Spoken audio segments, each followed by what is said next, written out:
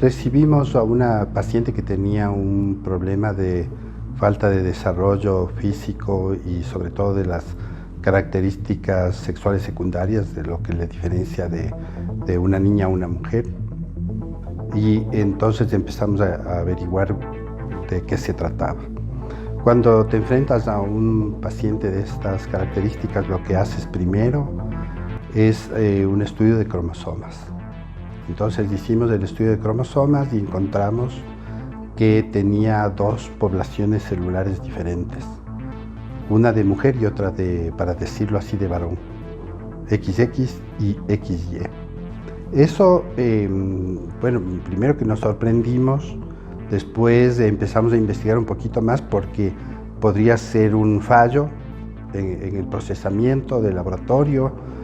Volvimos a hacer la prueba, volvimos a encontrar lo mismo y ahora aumentamos una prueba más para detectar específicamente el cromosoma Y, que es de varones. Entonces al final logramos determinar como primera cosa que era XXXY. Eso es rarísimo y la explicación de eso viene de que dos embriones, hay la fecundación, hay el embrión, dos embriones, uno masculino y uno femenino, se fusionaron. Eso sí está descrito, pero es, como digo, muy raro. Esto es una enfermedad rara. Exactamente. Entonces, esta fusión produce un individuo XXXY que se llama quimera. Es la mezcla de dos individuos. Viene de la mitología de las quimeras, ¿no? Pero en genética se aplica a la mezcla de dos poblaciones celulares diferentes, de dos individuos diferentes. Entonces la primera cuestión es que es una quimera. Después empezamos a hacer pruebas porque como no desarrollaba, ya teníamos una explicación de por qué no desarrollaba, porque estas alteraciones de los cromosomas sexuales de XXXY produce una disminución de su desarrollo biológico, no va a tener todas las características sexuales secundarias como las glándulas mamarias, la distribución de la grasa como es una mujer, va a tener sus genitales pequeños, los ovarios probablemente pensamos que no los tenía y había que ir comprobando. Entonces empezamos a hacer pruebas y vimos que en la primera radiografía no nos cuadraba que el corazón estaba al otro lado. Decíamos, le pusieron mal la señal de la radiografía, entonces volvimos a hacer la prueba con esta atención y volvió a salir que el corazón estaba al otro lado, el hígado estaba al otro lado y todo estaba dado la vuelta, se llama situs inversus. Gira todo y todo se coloca al otro lado. Entonces ya teníamos, digamos, como englobando todo, teníamos una paciente con hipogonadismo primero, que no desarrollaba, una paciente con quimerismo y una paciente con situs inversus totalis. Entonces eso es rarísimo. Quimera solo se ha descrito unas 50 en el mundo. El situs inversus es mucho más frecuente, pero asociado a una quimera y asociado al hipogonadismo, pues entonces había ahí un trastorno especial, ¿no? Había un problema de diferenciación sexual, un problema del situs inversus y el quimerismo. Entonces eso llamó mucho la atención. Decidimos comunicar eso a la comunidad científica para llamar la atención sobre un problema muy particular, muy complejo, como es la coexistencia en un mismo individuo de tres patologías. Si las separo, solo el quimerismo es lo más raro que encontramos. El situs inversus, tener las vísceras al otro lado y el corazón y todo, eso no es tan raro, sí existe. Y por eso tal vez ahora ya no llama tanto la atención, pero sí mezclado a lo que estamos hablando, ¿no? El quimerismo con un situs inversus y con cromosomas XXXY que daban la otra característica de no desarrollo de las características sexuales. Entonces eso conforman una paciente especial, digamos, ¿no? De 9 años ahora, que tiene un pronóstico, digamos, desde el punto de vista de sus características sexuales no va a haber mucho que hacer. Los ecosonogramas te dicen que no tiene ovarios, no tiene testículos, y eso fue la siguiente cosa que encontramos. Para poder definir el tema de este hermafroditismo verdadero que le acompañaba, se hizo una biopsia de lo que pensábamos que era ovarios, que eran unas cintillas, digamos, de tejido, y se encontró ahí ovario y testículo mezclado. Se llama ovotestes. Entonces, claro, si vuelvo a reclasificar, es una paciente que tiene sitios inversos, es XXY con ovotestes y tiene lo de sitios inversos.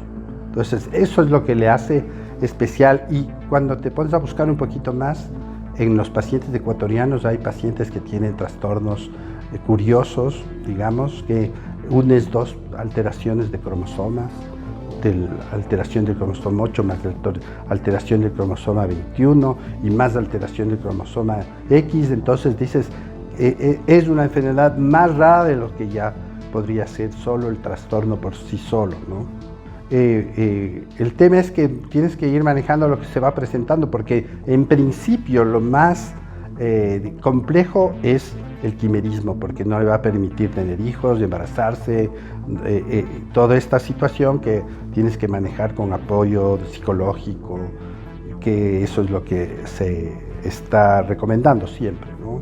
Y de ahí el resto de cosas, mira, ¿no? Tiene un riesgo mayor de desarrollo de cáncer, porque las cintillas estas de tejido, que no eran ovario ni testículos, sino una mezcla, tiene más riesgo de hacer cáncer en esta zona. Se llaman disgerminomas. Ese es el mayor riesgo real. El situs inversus, tener al revés, no pasa nada. Simplemente tienes que advertir, no me opere el pulmón izquierdo porque es del derecho. O sea, eso sería, el vaso tengo al otro lado, el hígado tengo al otro lado. Esas serían como las cuestiones, pero en términos reales esa parte no afecta. Enfermedad rara es una enfermedad que tiene que ver con el número de pacientes que se presentan en una población. Se calcula y se define como una enfermedad rara cuando hay un individuo cada 15.000 individuos. Entonces puede ser uno en 20.000, uno en 200.000, 50 casos en el mundo de quimerismo, que es mucho más raro, o un solo caso en el mundo de una cuestión que se descubra. Entonces raro es por el número de individuos que está afectado. Por ejemplo, tienes 6.000 enfermedades raras, y el 90%, entre 80 y 90% son de origen genético.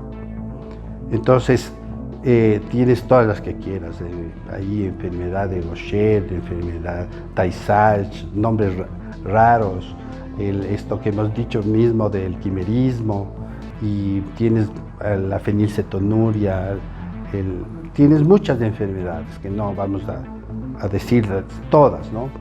Lo que vamos a decir más bien es al revés, que en el Ecuador no sabemos cuántas mismas hay, qué tipo de enfermedades hay.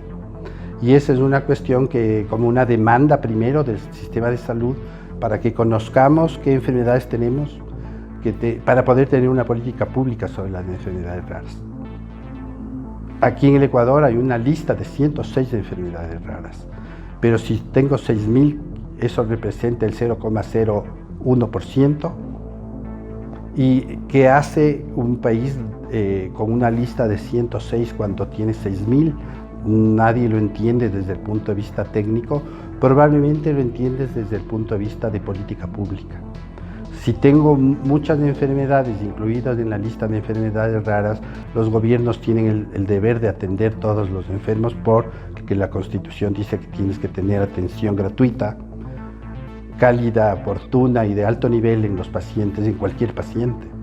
Entonces, si no está en la lista, tienes una traba para acceder al tema de las enfermedades raras, tratamientos, etc. Segunda cosa, como son raras, tienes otra problemática, que nadie les estudia. Y como nadie les estudia, se convierten en enfermedades huérfanas. Huérfanas de todo, de tratamiento, de estudios, de de práctica social con estos pacientes, entonces se quedan huérfanas. Y al quedarse huérfanas y nadie las estudia, si no hay fármacos, se convierten en enfermedades catastróficas, porque involucran la vida de los pacientes en muchos aspectos. Puede haber sorderas, cegueras, etcétera, con pacientes que tienen una de estas enfermedades. Entonces, ese es el panorama como rápido de las enfermedades raras en relación a las debilidades que tenemos aquí en el Ecuador sobre enfermedades raras. Bueno, sí hemos dicho frecuentemente que deberíamos tener un registro real. No entendemos por qué se sigue haciendo el diagnóstico postnatal del programa del tamizaje neonatal, porque esto que te pinchan el talón, solo se evalúan 4 enfermedades, cuando hay paneles de análisis ahora, en un solo panel analizas 50, 60 enfermedades. Y ahí hay una problemática en realidad curiosa, porque los costos de evaluar 4 enfermedades al Estado está por los $6 millones anuales. Y si es que, porque además se lo transfiere a proveedores externos del ministerio. Entonces eso es una cuestión que ya hemos dicho que con 2 millones podrías montar tú mismo para las 60 enfermedades y no 4. Y entonces eso son de las cosas que para las enfermedades raras el Estado mismo muestra que les deja huérfanas, porque no hay una eficiencia en el diagnóstico y hay una problemática real en el diagnóstico. Los pacientes con enfermedades raras transitan por todos los médicos. Se calcula que entre un año y medio tarda centrar el diagnóstico de un paciente con enfermedad rara, porque primero son desconocidas. No hay un patrón, digamos así, de entrenamiento médico que te diga cuándo puedes detectar una enfermedad rara.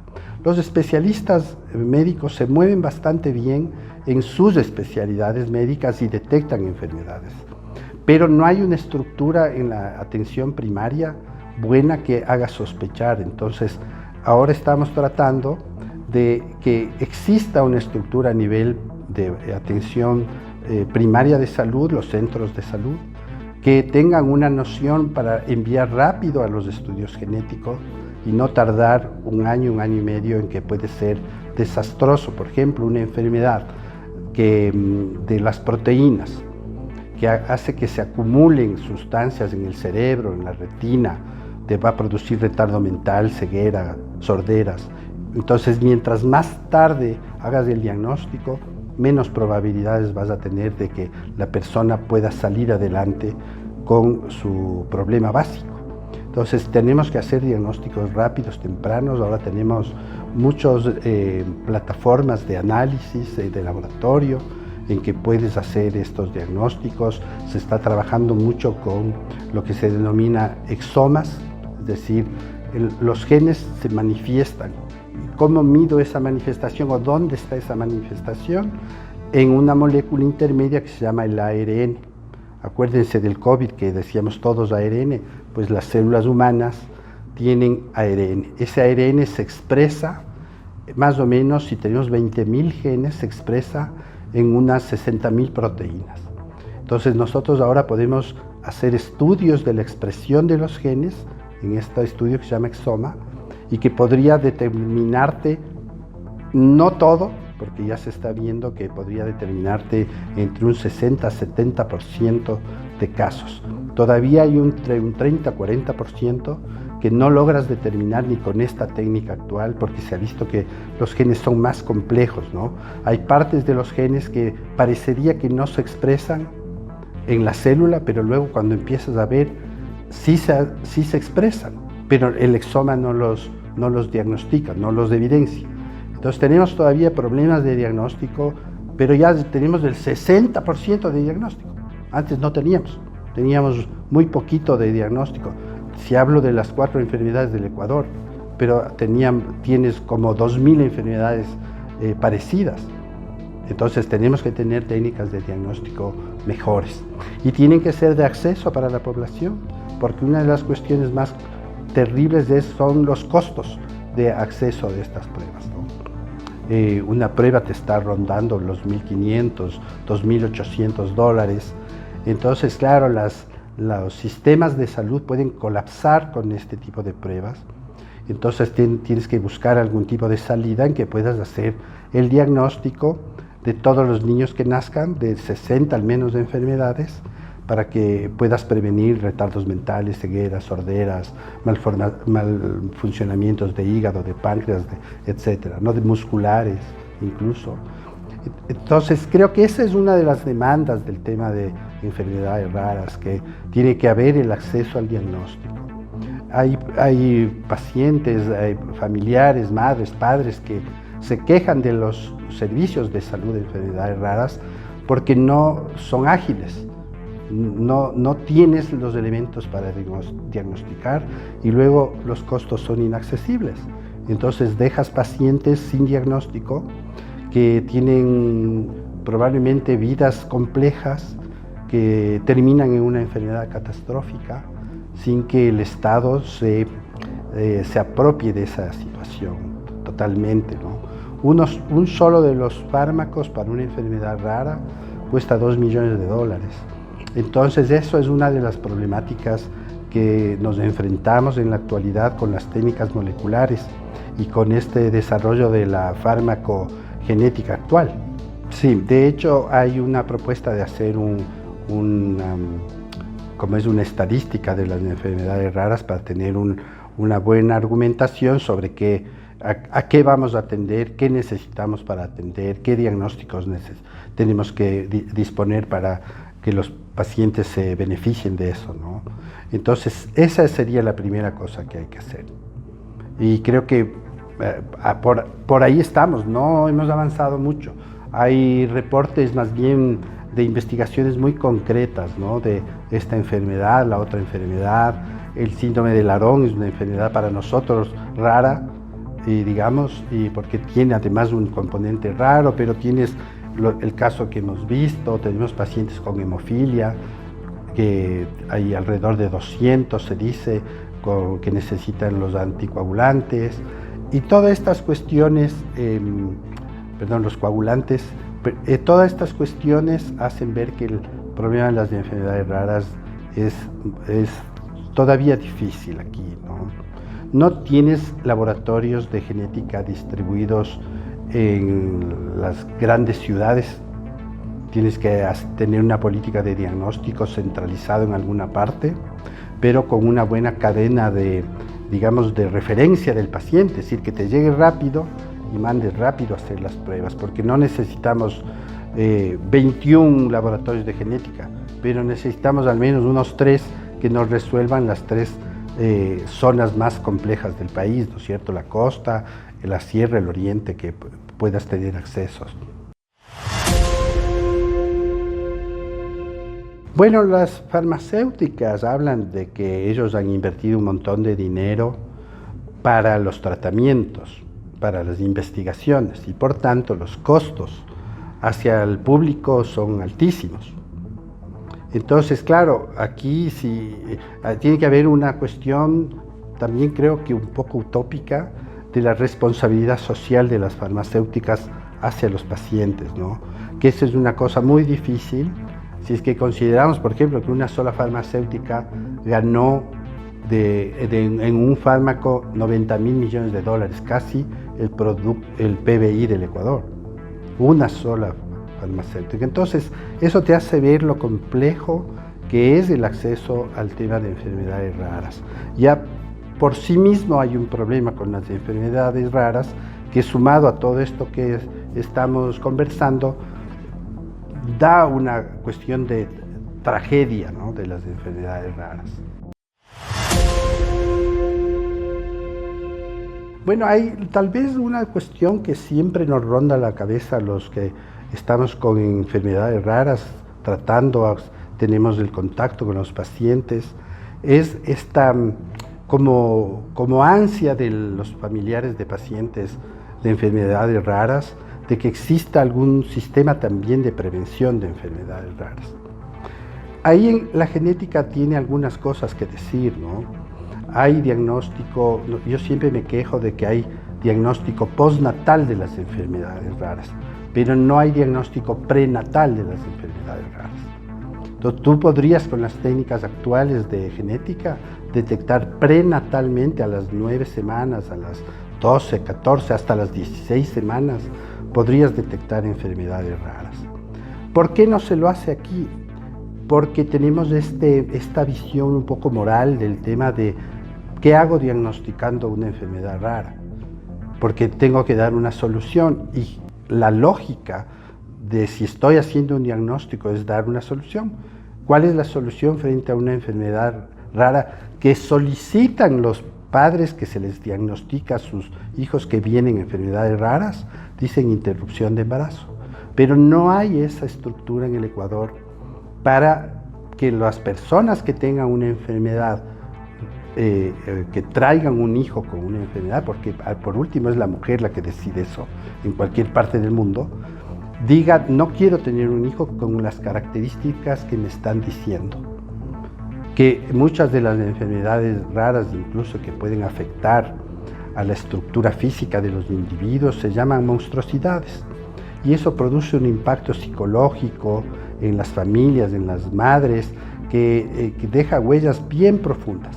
Entonces, yo siempre pienso que en el tema de enfermedades raras, aparte de definirlas, aparte de buscar cuáles son, qué tratamientos tienen, es la posibilidad de que exista el derecho a que una madre diga no quiero tener un hijo así. El comportamiento del cáncer en el Ecuador, hay que considerar que hemos pasado, tenemos una transición en realidad de la parte socioeconómica del Ecuador, ¿no es cierto? Se sabe que mientras más desarrollo económico y más servicios tienes, disminuyen las enfermedades infecciosas y aumentan las enfermedades degenerativas. Dentro de esta visión, claramente el Ecuador en un momento se comporta como en el medio, ¿no? Tiene enfermedades infecciosas frecuentes, pero cada vez estamos viendo que aumentan las enfermedades degenerativas como el cáncer. Cuando tú ves cómo se comportan las enfermedades en el Ecuador y pones en el análisis solo la palabra cáncer, es la primera causa de morbimortalidad en el Ecuador. Pero si tú le pones el apellido, cáncer de estómago, baja la 9. Entonces aquí tenemos una cuestión interesante porque el cáncer por sí mismo es un problema que involucra al menos dos cosas, ¿no? Tus genes y el ambiente, la relación que tienes con el ambiente. Si es que hablas de los genes, tienes que analizar que existen dos tipos de cáncer, uno que se hereda directamente de padres a hijos, que se llama cáncer hereditario y que involucra el 10% de los cánceres. Y el 90% de los cánceres son de origen genético, no necesariamente hereditarios, sino que los genes, hoy se conoce que existe un grupo de genes que hacen que se desarrolle el cáncer. Entonces, estos genes tienen que, digamos, dar efecto en alguien. ¿En quién es ese alguien? Alguien que tiene un ambiente desfavorable, que vive en condiciones de contaminación con químicos, con biológicos, con radiaciones. Entonces, en esta relación genes con el ambiente se desarrolla el cáncer. Sí hay estadísticas del Ecuador sobre cáncer. Creo que quien maneja mejor las estadísticas es la Sociedad de Lucha contra el Cáncer, SOLCA. Tienen un registro de tumores que está bastante bien hecho y tiene dividido entre hombres, mujeres, de edades y los tipos de cáncer que más afectan en el Ecuador. En relación a América Latina, en algunos nos comportamos muy similar, pero tenemos particularidades. En el Ecuador, en la parte andina al menos, tenemos mucho cáncer de piel, probablemente porque tenemos una exposición mayor a ultravioletas, porque estamos tan alto y los ultravioletas van a afectar más. Pero también tenemos muy similar el comportamiento de cáncer gástrico a Colombia y a Perú. Probablemente Chile también está en la misma línea. Y eso haría ver que tenemos algún tipo de componente étnico, algún tipo de comportamiento similar en relación a qué pasa con el ambiente que nos rodea, que podría estar determinando que existan cánceres. Si es que hablamos de cuáles son los más frecuentes en el Ecuador, pues el primero estaría próstata, gástrico, piel. En hombres, mujeres tienes el cáncer de mama, el cáncer de cervix uterino, que está relacionado a un virus, pero también tienes cáncer de estómago. Entonces, esto hace ver que existe un comportamiento particularizado de la población del Ecuador. Y eso se ve en todo el mundo, ¿no? O sea, hay poblaciones que tienen más cáncer de un tipo, otros más de otro tipo. Mientras más aumenta la edad, es más probable que desarrolles un cáncer. Las poblaciones más viejas, europeas, tienen mucho más riesgo de hacer cáncer. Entonces, todos estos componentes tienen que ver, al final de cuentas, con genes que se alteran. Bueno, si hablamos de historia, de cómo tiene que ver el cáncer como definición, ¿no? Como un problema de salud, ahí hay que remontarse al año 400, en que se describe cáncer como una situación en que hay un tumor central, porque así es, con patas que se expanden, y de ahí la palabra cáncer, como un cangrejo, con un cuerpo central y las patas que son típicas del cáncer, que se extienden por los diferentes tejidos. Pero cáncer parece que ha existido desde mucho antes, desde la humanidad, porque es un problema en realidad del envejecimiento y del tema de los genes, cómo están relacionados a los cambios que estos mismos genes tienen. Y sí hay restos arqueológicos, antropológicos, que hacen ver que sí había problemas, por ejemplo, de cánceres de hueso. Entonces quiere decir que hemos convivido con esta enfermedad, simplemente que ahora que tenemos un periodo de vida mucho más largo, estamos hablando de 30 años en el medioevo, hasta 80 años en la actualidad, entonces sí ha cambiado totalmente el tema de cómo nos hemos defendido contra el envejecimiento. Pero un precio del envejecimiento es el aparecimiento de enfermedades crónicas, como el cáncer. Bien, el cáncer se define como un crecimiento exagerado de las células que pierden el control genético primero, después pierden un factor que es importantísimo en las células, que se llama inhibición por contacto, es decir, cuando una célula se topa con otra, deja de crecer. El cáncer pierde esta propiedad y empieza a crecer de manera descontrolada. Otra de las cuestiones que ocurre con el cáncer es que la célula pierde su diferenciación normal, es decir, la célula de la piel que se divide debe parecerse a la de la piel, pero en el momento que hay mutaciones de los genes que determinan que crezca de manera incontrolada, que se inmortalice, sería la palabra adecuada, en términos de división celular, no en términos de vida de la célula, ¿no? Las células cancerígenas, que es otra de las propiedades, se inmortalizan, es decir, que se dividen y se dividen. Una célula normal se divide entre 30 a 50 veces. Una célula del cáncer puede dividirse 200, 300 veces y seguir con las mismas propiedades vitales.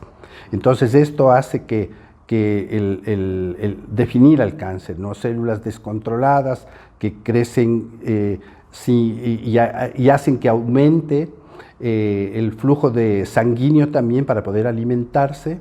Entonces el cáncer necesita este tipo de alimentación, por tanto crea vasos sanguíneos el cáncer para poder alimentarse, ¿no? Y escapa el sistema inmunológico.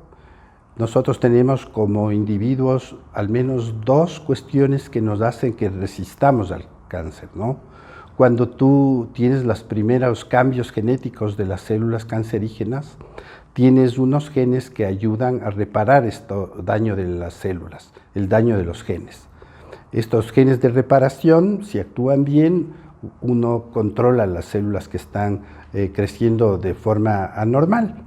Si es que esto no ocurre, tienes un segundo paso de defensa, que es la muerte celular programada o suicidio celular, que se llama apoptosis. La célula que está dañada, como está dañado su ADN, se muere, decide morirse genéticamente determinado.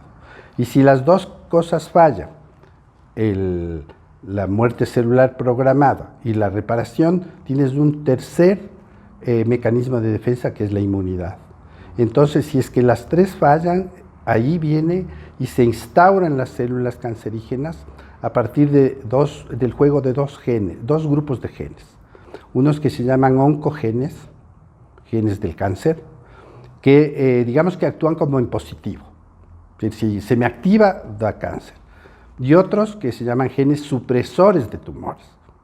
Como la palabra mismo dice, supresor de tumor, quiere decir que cuando están funcionando bien, suprimen el desarrollo del cáncer, del tumor, pero cuando se desestabilizan, empieza a desarrollarse los tumores. Normalmente los oncogenes, los genes de cáncer, tienen que ver con cánceres sanguíneos y de la linfa, mientras que los genes supresores de tumores tienen que ver con los cánceres sólidos, hígado, páncreas, etcétera, ¿no?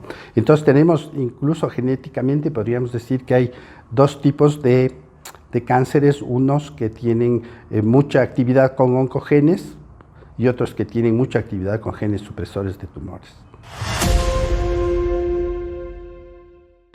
Cuando empiezan los estudios de cáncer, se pensaba que la solución iba a ser muy rápida. ¿Por qué? Los primeros genes de cáncer que se describen son los de las células sanguíneas, de las leucemias. Y ahí se ve que 2 genes son suficientes para que se desarrolle una leucemia. Y entonces dijimos, ya, qué bien, después de esto podemos controlar uno de los 2 y solucionamos el problema. De hecho, eso ha ocurrido con las leucemias. Hay un fármaco que va y combate la proteína que produce un gen alterado. Eso en leucemias. En tumores sólidos es un poco más complejo porque a partir de un grupo de genes, probablemente 2 a 5, se activa el cáncer. Pero luego empieza una cascada de activación de muchos genes y llegas a tener activos en el mismo cáncer 40 genes, 25 genes, 300 genes. Y entonces ahí viene el problema de la terapia. Dices, ¿cómo combatir 20 genes? Entonces tengo que encontrar el gen que comanda la actividad, el gen maestro, para poder combatir el cáncer. Eso ha ocurrido con muchos fármacos que se usan ahora en tumores sólidos, que se conoce bien la estructura y el funcionamiento de algunos genes, se entiende quién es el que manda en estos genes de cáncer y el medicamento va y ataca a estos productos de genes que al final son proteínas, son receptores de membrana, son controladores de la división celular exagerada típica del cáncer, y esto es lo que se trata de combatir con los medicamentos nuevos, que entendiéndolos desde el punto de vista molecular, es decir, un gen dañado produce una proteína dañada, si la entiendo, puedo crear un fármaco para combatir esta proteína dañada. Y en los cánceres no hay una sola, hay muchas. Y por eso es lo difícil que se hace el tema de curar el cáncer, ¿no? Entonces siempre hablamos ahora la mayoría de veces de tratamientos del cáncer, pero curiosamente de curación hablas en las leucemias. Hay esto, sobre todo en una que se llama leucemia crónica, esta tiene un fármaco que se habla de curación. Entonces todo esto hace que a veces los genetistas nos desanimemos un poco del tema de si vamos a poder curar el cáncer o no. Entonces te quedan las dudas, dices, si ya logro entender tantos genes que están interviniendo y cada vez voy descubriendo nuevas interrelaciones de proteínas y de genes, ¿será posible que un día logremos curar el cáncer? Esa es una pregunta que todavía tenemos, porque se han hecho estudios de muchos fármacos que, claro, tienes una actividad buena, luego aparecen problemas de resistencia a los fármacos, problemas del mismo paciente que no se comporta bien el fármaco en el paciente, y empezamos otra vez esta carrera de encontrar cuál va a ser el medicamento adecuado para este paciente. Y eso nos desemboca en otra cosa que es interesante en el cáncer, que es la medicina personalizada. Es decir, yo debo estudiarme los genes, que ahora existen pruebas para estudiar los genes de cada uno y saber qué genes de riesgo de cáncer tengo. Y a través de eso, pues entender también cuáles van a ser los beneficios de un tratamiento, qué fármaco me va a ser mejor para el tratamiento de un cáncer, y hacia allá está apuntando el tema de la terapia. Pero volvemos a lo que empecé, tenemos dudas de si en realidad vamos a poder curar el cáncer con todos estos componentes genéticos que son tan complejos. La meta de la genética debería ser, si encuentro el gen clave, el gen maestro, el gen que me activa, debería poder cambiar ese gen malo por uno bueno, que es la terapia genética. Para eso también se ha hecho algunas cuestiones, como este sistema de edición de genes, que va y borra el gen malo y construye uno bueno. Se llama la técnica CRISPR. Entonces, esta técnica de edición debería ser la que empecemos a entenderla y manejarla para lograr detener el cáncer. Pero siempre digo, todavía tenemos estas dudas de por qué tantos genes están implicados, cuál es más importante, por qué se ha visto casos raros en que los genes que son los maestros están bien, pero tienes el cáncer del mismo tipo a través de otro gen pariente de este mismo gen. Entonces, claro, dices, ¿qué pasa con el tema del cáncer, ¿no? Y eso es una cuestión que todavía nos quedan dudas.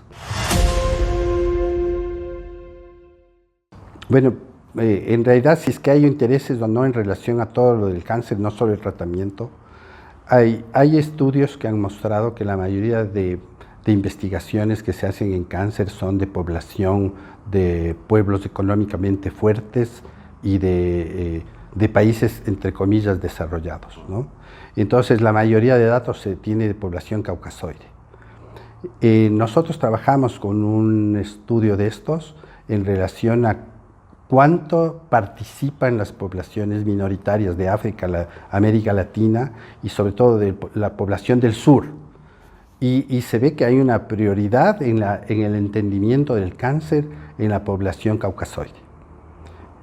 Actualmente hay digamos, como un movimiento de que se rescate los datos de investigación de cáncer en las poblaciones estas que no han estado consideradas antes. Incluso para cualquier estudio de genómica, de genética del cáncer, tienes que tener patrones de comparación.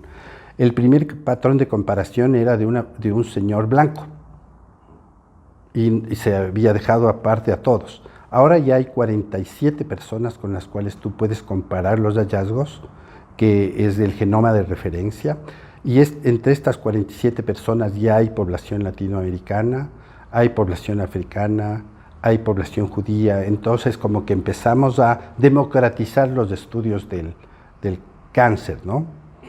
Y luego eso desemboca también en algunas otras cosas, ¿no? Hablábamos del cáncer de cervicuterino. Está relacionado a un virus. Hay virus que producen cáncer, ¿no? El papilomavirus es uno de esos. ¿Qué ocurre con las vacunas contra el papilomavirus? Las vacunas están hechas con los serotipos, para decir así, con la población otra vez de los países, entre comillas, desarrollados. Y la actividad de la vacuna en estos países llega hasta el 70%. En nuestros países está como en el 45%. ¿Por qué? Porque son otras cepas, son otras variantes del virus. Eso nos hace ver que también en otras cuestiones del cáncer que nosotros sí hemos reportado, por ejemplo, la frecuencia de variaciones genéticas en leucemias, en cáncer de estómago, en cáncer de colon, hemos visto que hay variantes genéticas diferentes a lo informado en la literatura internacional. Entonces eso hace ver que tenemos que tener una gran investigación sobre la realidad del cáncer en nuestro propio país, liberándonos de todos estos mitos de que no hay que investigar el ADN, ¿no? Los genes. Tenemos que investigar para justo saber todas estas diferencias. Y luego hay otra cuestión del tema de a quién interesa curar o no curar el cáncer. Entonces ahí se ha hablado de las teorías más radicales de que hay la curación, pero nadie quiere sacarla porque es un buen negocio tener pacientes enfermos. Si seguimos un poco lo que hemos hablado de lo difícil que es entender el cáncer genéticamente, pienso que todavía no estamos preparados como para tener un fármaco que cure ya el cáncer, todos los cánceres. Podríamos conseguir uno de pronto, o unos 10 para decir algo, pero el resto de cánceres todavía no estamos preparados, no entendemos bien qué pasa y por eso es que tenemos que mezclar fármacos en las personas que tienen cáncer para poder destruir las células cancerígenas con el riesgo de destruir las propias también, y por eso los defectos de la quimioterapia, de la radioterapia, porque no mata solo los malos. Ahora apareció una técnica espectacular que se llama las células CAR-T, que es de células con antígenos tumorales específicos. Por eso viene la palabra CAR-T, ¿no? Entonces estas células se sacan del individuo con el cáncer, se las manipula y se crea células que van a matar a las propias células de cáncer del individuo que se sacó las primeras células. Entonces esta técnica inmunológica es una de las que más promete en oncogenética y en la terapia de cáncer. Bueno, la teoría para ver esto de si puedo detectar con anterioridad el cáncer, sí tenemos algunos elementos a favor, hay experiencias también en contra. Lo primero que ocurre con las células cancerígenas es lo que se denomina inestabilidad del genoma, es lo que se aloca la célula. Y podemos detectarlo a través de estudios de una cosa súper simple que es evaluar cromosomas, si los cromosomas se rompen o no se rompen. Volvemos al tema de genes de reparación. Si se rompen los cromosomas y el ADN, tengo genes que los reparan. Entonces debería estudiar también genes involucrados en la reparación, a ver cómo están las variantes, a ver si yo reparo bien o reparo mal. También la apoptosis, que decíamos, deberíamos estudiar genes de apoptosis, a ver si reparo o no reparo, si muero o no muero, y si la célula se suicida o no. Entonces, sí hay maneras de detectar con antelación. El Papa Nicolau es una prueba excelente para detectar con antelación las pruebas del cáncer de cervix uterino. Hoy se habla de las pruebas de detección de sangre temprana en heces para el cáncer de colon. Se habla también de la endoscopía para los cánceres de estómago, que deberían ser los más frecuentes de aquí en el Ecuador. Entonces, sí hay maneras de detectar. Lastimosamente, no hay para todos los cánceres. Entonces, podemos manejar con algunas de estas pruebas de detección temprana, revisiones periódicas, se ha dicho, si tienes tú antecedentes en tu familia de cáncer, pruebas específicas de genes de susceptibilidad, y esta sería una manera de detectar rápido. Es verdad que el cáncer es a veces desconcertante, ¿no? Tú estás bien en tu vida, te da una gripe, no se sabe cuál es el mecanismo exacto por el cual se activa un gen de cáncer, te da una leucemia en 8 días y te mueres en 8. Entonces, esas son cuestiones que todavía no logramos determinar bien por qué ocurre. Las leucemias agudas, que son este tipo que acabo de describir, son por eso peligrosas, porque consumen a los individuos muy rápido. Tienes que hacer trasplantes de médula, terapias específicas contra esta leucemia, pero no en todos los casos podemos hacer detecciones tempranas. Bueno, si el cáncer crece y compromete sistemas de sensación del cuerpo, puede llegar a doler, pero hay cánceres que no. Entonces el cáncer de estómago, por ejemplo, estás tranquilo, estás con trastornos digestivos, te hacen una endoscopía y el cáncer está ya presente y desarrollado y avanzado. Entonces no necesariamente eso es cierto. O sea, puede doler siempre y cuando afecte a los sistemas de sensaciones. Pero también hay unas discusiones bien interesantes de las personas dicen, yo me golpeé en la pierna y desde ahí se me activó el cáncer de hueso. Entonces hay estudios que demuestran que no es así, que previamente ya había células malignas que estaban ahí depositadas y que el traumatismo lo que hizo es simplemente activarlas.